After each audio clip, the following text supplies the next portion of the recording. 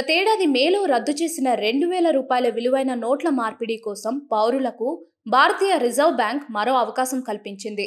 పోస్టాఫీసుల వద్ద కూడా 2,000 రూపాయల విలువైన నోట్లు మార్చుకోవచ్చునని తెలిపింది.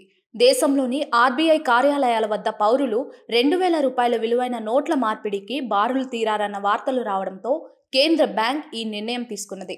దేశంలోని ఏదైనా ఆర్బీఐ ప్రాంతీయ కార్యాలయం, పోస్టాఫీస్ వద్ద 2,000 రూపాయల నోట్లను మార్చుకోవచ్చునని శుక్రవారం తెలిపింది.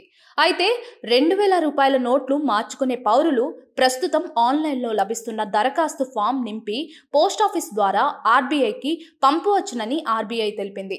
క్లీన్ నోట్ పాలసీలో భాగంగా గతేడాది మే నెలలో 2,000 రూపాయల నోట్లను చలామణి నుంచి ఉపసంహరిస్తున్నట్లు కేంద్రీయ బ్యాంక్ ప్రకటించిన సంగతి తెలిసిందే. పాత పెద్ద నోట్లు అంటే 1,500 రూపాయల నోట్లు రద్దు చేసినప్పుడు 2016లో తొలిసారి 2,000 రూపాయల నోట్లను కేంద్రం ఆదేశాలకు అనుగుణంగా ఆర్బీఐ విడుదల చేసింది. 2,000 రూపాయల నోట్ల జీవితకాలం ముగిసిందని, లావాదేవీల కోసం వాటిని ప్రజలు వాడనందున వాటిని ఉపసంహరిస్తున్నట్లు తెలిపింది.